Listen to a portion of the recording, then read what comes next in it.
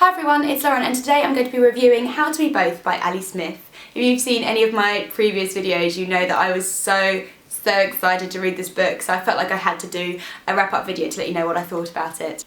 The book is structured as two separate but interlinking stories.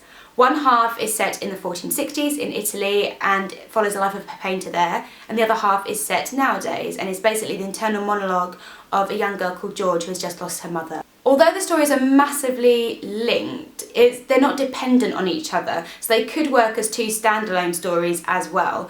And actually, depending on which copy of the book you pick up, you might have the modern day section first, or you might have the historical section first. So you can read them in either order. My book began with the modern day section and then had the historical section next.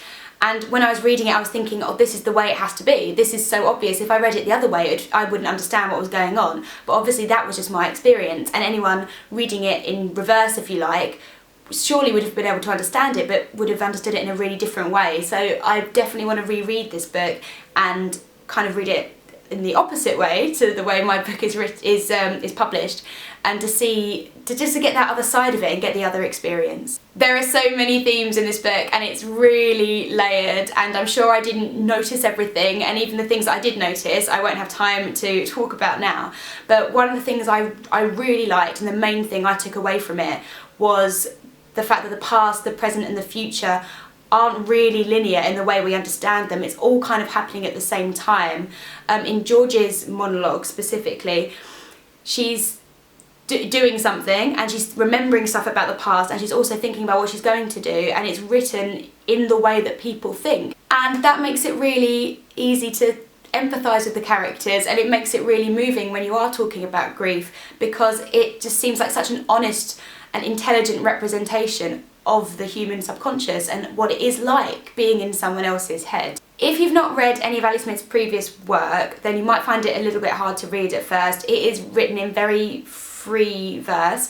The historical bit especially I found quite difficult compared to the modern day bit for some reason. But please do stick with it. It is such beautiful language, and I found the links and the references between the two sections I found so fun, and it was just a delight to read and to notice all the little hints.